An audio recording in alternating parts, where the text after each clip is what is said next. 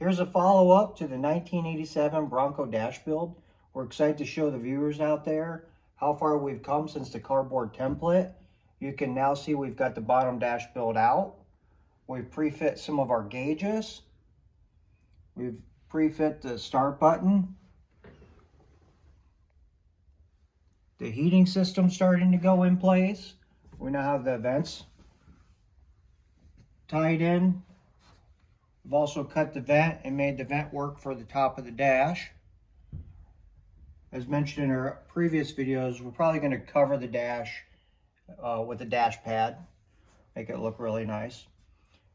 We've also decided to add some toggle switches for aftermarket lighting outside, fog lights, things like that. So we think later we're going to add those down here or build another panel that follows down.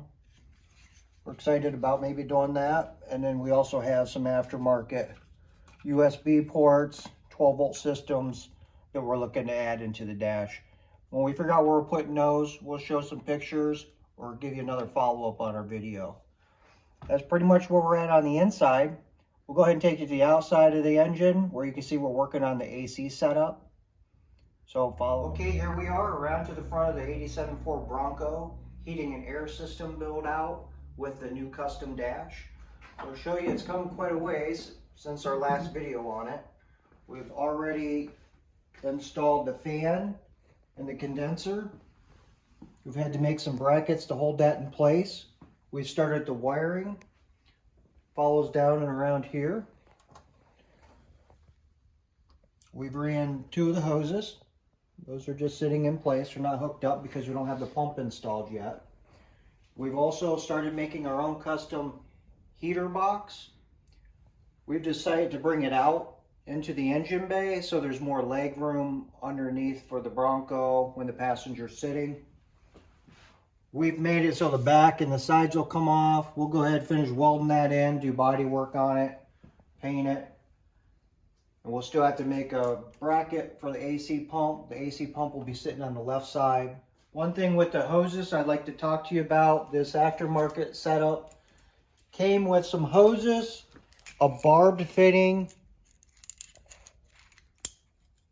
a clamp to hold it all together. I've talked to a couple heating and AC guys in some different garages.